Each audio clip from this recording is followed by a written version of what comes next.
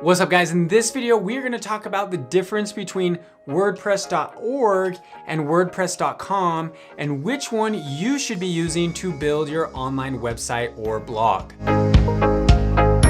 I'm Andy, you're watching Learn How. Let's get right to it. The big difference between WordPress.org and WordPress.com. A lot of people get confused with the two and they think that they're interchangeable. I myself, when I was first starting a blog, everyone said, use WordPress. And I thought, okay, WordPress.com, let's do this thing. But I didn't realize that WordPress.com and WordPress.org are not the same thing.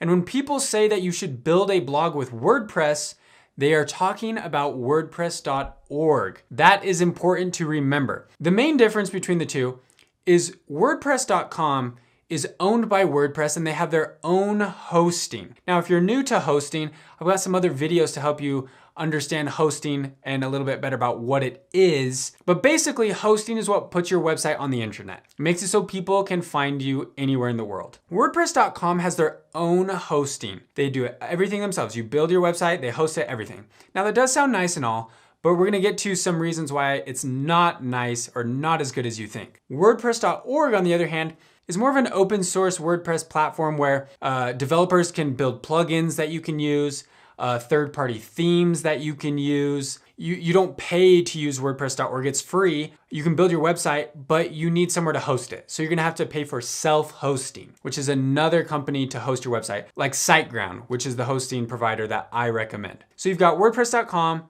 everything's there. WordPress.org, it's separate, you gotta get your own hosting. Let me show you online really quickly some of the differences. All right, this is what WordPress.org looks like, or we're just gonna call it WordPress because this is what most people refer to when they talk about WordPress. This is what it looks like. You've got the black bar on the left, you've got all your different plugins, you can create your article, there's all sorts of customization options here, different settings, different ways you can build your blog or build your website. Let me switch over here to WordPress.com. This is kind of what a WordPress.com website looks like. You can see it's got a little bit different feel. You still got the same kind of options over here on the left, but it's not quite the same. Like if you look when I'm creating a new post, it's a little bit different. It's organized a little bit different than say like over here on WordPress.org.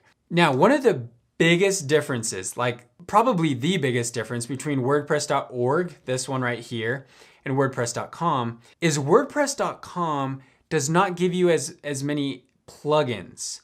So WordPress.com over here does have some plugins. So if I look over here in the plugins, you do have some plugins. See here, I've got some plugins that I can use, but there's not as many plugins that you can use with the WordPress.com platform. Whereas WordPress.org, there's a ton of different plugins that you can use. A lot of people also say, oh yeah, use WordPress.com because it's free. Yeah, that's true. You can start a free blog with WordPress.com just like you can on Wix or like Medium, but it's not gonna have your custom domain name and you're not gonna own your blog. WordPress is gonna own your blog. A really important thing about building an online business as far as a website or blog is that you own it. You need to own everything about it. The thing with WordPress is that you own your website. Once it's built, you can export it and you have it, you own it, you can lock it in a safe. If your hosting provider goes away, you can host it on a different hosting provider. You can move it wherever you want. If you get trapped into WordPress.com, you might get stuck there with some limitations. You're limited to their features, what options they offer you. You're limited to their pricing, you're limited to their hosting speed. If their speeds aren't good, that's kind of where it is. And unless of course you transferred your website, but that's something that I definitely don't recommend anyone do. So starting off with WordPress.org is definitely the way to go. Just think WordPress.org is WordPress. WordPress.com is something different. We don't use WordPress.com, we use WordPress.org. Now you might be thinking, okay, like I'm ready to start my blog. Do I go to WordPress.org and start my blog? If you were to go to WordPress.org, you wouldn't really find much here. It would just be kind of like, oh, this is cool. Like, what do I do? WordPress.org is good for help. You can get plugins here too. And there's a nice support and forum to get help, but you're not gonna find a lot of here. You're not gonna go to WordPress.org to start your blog.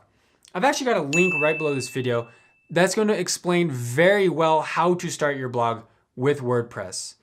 And it's gonna walk you through the step-by-step instructions to get your hosting, to install WordPress, and to get everything up and running. So I definitely recommend going through those instructions to get started with your blog. If you're watching on a mobile device, that's okay. You can get the instructions emailed to you and then follow along later when you're ready to start your blog. But I remember when I was starting my first blog and I was lost and I had no idea what to do. I just knew WordPress, but I didn't know what I was doing. Instructions like these really helped me out.